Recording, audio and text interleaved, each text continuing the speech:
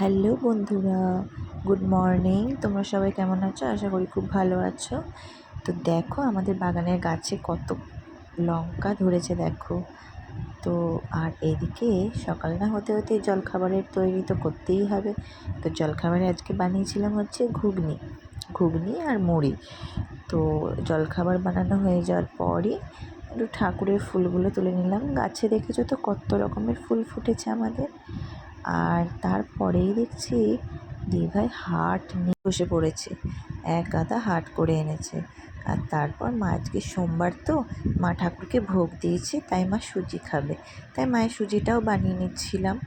আর ওই সুজি বানাতে বানাতে দেখো বাইরে কত রোদ। আর এদিকে রান্না করছে দিভাই আজকে পলতা পাতা ভাজা। আর দেখো এদিকে শুক্তোর আলু, তারপর উচ্ছে সব কাটাকাটি করে রেখে দিয়েছে। আজকে হবে হচ্ছে শুক্তো।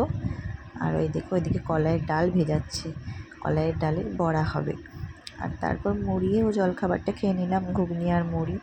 তো খেতে খেতে ভাবলাম বোতলে জল নেই, জলগুলো বরঞ্চ ভরেই নিয়ে কাজের কিন্তু শেষ নেই।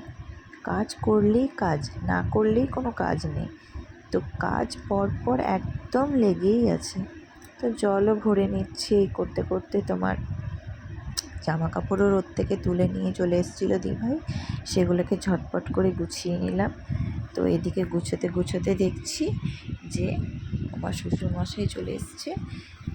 তো তার শ্বশুরমশাইকে দিভাই খেতে দিল। আর তারপর আমি তোমাদেরকে রান্নাটা আরেকবার দেখিয়ে দিই। তো দেখো এইদিকে হয়েছে মিষ্টি বড়া, কলাইয়ের ডালের মিষ্টি বড়া। আর এদিকে পলতা পাতা ভাজা। আর এদিকে হয়েছে শুক্তো আর ভাতের হাঁড়ি। কত জায়গা করবে, ম্যানেজ করে তো রাখতে হবে। তো চলো আমার ব্লগটা আজকে এখানেই শেষ করলাম।